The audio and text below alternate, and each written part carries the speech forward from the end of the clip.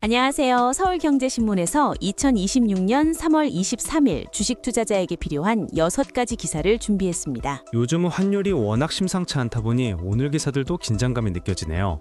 어디서부터 시작할까요? 가장 뜨거운 소식부터 가죠. 오늘 드디어 RIA 계좌, 그러니까 국내 시장 복귀 계좌가 내일인 23일 출시됩니다. 원래는 국회 본회의 통과 후에 시행하는 게 원칙인데 정부가 법사위 통과만으로 먼저 가동하기로 했어요. 그게 왜 이렇게 급하게 된 건가요? 원달러 환율이 지난 19일에 1,505원을 찍었거든요. 2009년 이후 17년 만에 최고치입니다. 중동전쟁 여파로 유가가 치솟고 외국인이 국내 주식을 팔아 달러로 바꾸는 수요가 계속 커지니까 정부가 더 이상 기다릴 수 없다고 판단한 거죠. RIA 계좌를 쓰면 투자자 입장에서 뭐가 달라지는 건가요? 해외 주식을 팔고 그 돈을 국내 주식에 재투자하면 양도소득세를 최대 100%까지 깎아줍니다. 예를 들어 엔비디아 주식으로 수익이 3천만 원 났다면 원래 660만 원을 세금으로 내야 하는데 RIA를 활용하면 그 전액을 아낄 수 있는 구조예요.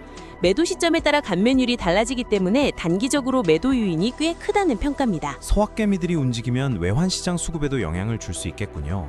그런데 채권 시장 분위기도 좋지 않다고 들었어요. 맞아요. 신용 스프레드가 60bp를 넘어섰는데 이게 14개월 만에 처음입니다. 지난해 11월엔 40bp 아래였는데 반년도 안 돼서 20bp 넘게 벌어진 거예요. 신용 스프레드가 벌어진다는 게 투자자 입장에서 어떤 의미인가요? 국고채 대비 회사채 금리가 그만큼 높아졌다는 뜻이에요. 시장이 기업 신용 위험을 더 크게 보기 시작했다는 신호죠. 미국 10년물 국채 금리도 4.39%로 지난해 8월 이후 최고치인데 연준이 이달 FOMC에서 기준금리를 동결하면서 인플레이션이 더 오르면 인상도 할 수 있다고 시사했습니다. 금리 인하 기대가 완전히 뒤집힌 상황이에요. 어렵네요. 그런 상황에서도 삼성전자와 SK하이닉스는 오히려 베이징에 갔다는 소식이 있던데요. 이재용 삼성전자 회장과 광로정 SK하이닉스 사장이 22일 중국 베이징에서 열린 중국 발전 포럼에 참석했습니다.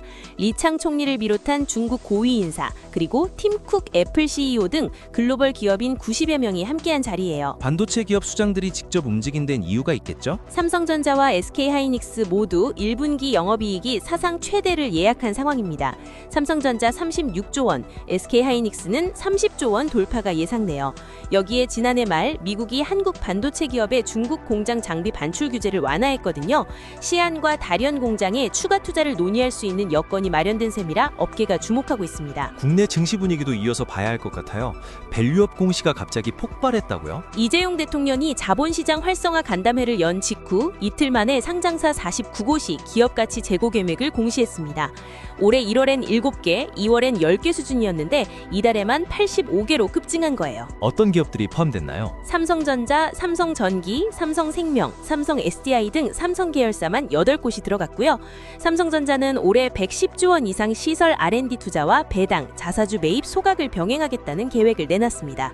코스닥 기업들도 배당 확대 중심으로 잇따라 공시했어요. 분위기가 활발해지는 건 좋은데 크레딧 시장 쪽에선 경고음도 나오고 있죠. 금융당국이 지금 건설채와 저신용 캐피털채를 집중 점검 중입니다. 이란 전쟁 이후 현대건설 3년물 회사채 금리가 3.69%에서 4.06%로, GS건설은 5.02%에서 5.38%로 각각 뛰었어요.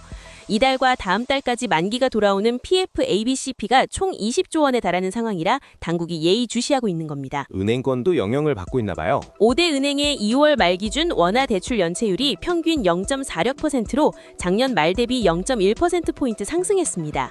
유가가 계속 오르면 시중금리가 따라오르고 대출 부실 위험도 커질 수밖에 없다는 우려가 나오고 있어요. 글로벌 사모대출 시장 소식도 오늘 눈에 띄던데요. 세계 최대 사모펀드 운용사인 블랙스톤의 대표 사모대출 펀드 BCRED가 지난달 0.4% 손실을 기록했습니다. 4년 만에 처음이에요. 대출 대상 기업인 메달리아의 실적 부진으로 대출 자산 가치가 1년 사이에 16%포인트나 하락한 게 원인이었습니다. 투자자들 반응은 어땠나요? 환매 요청이 38억 달러, 우리 돈으로 약 5,700억 원에 달했어요. 골드만삭스 CEO도 신용 사이클이 사라진 게 아니라는 사실을 상기시켰다고 경고했고, 전 CEO인 블랭크 파인도 글로벌 금융위기 때와 비슷한 냄새가 난다는 말을 남겼습니다. 3호대출 시장의 불투명한 공시 관행도 도마에 올랐고요. 오늘 기사들을 전체적으로 보면 환율, 금리, 신용 모든 면에서 변동성이 한꺼번에 커지는 국면이네요. 그렇습니다. RIA 계좌 출시와 밸류업 공시 같은 국내 정책 모멘텀이 있는 반면 중동발 금리 불안과 3호 대출 균열 신호도 동시에 나오고 있어요.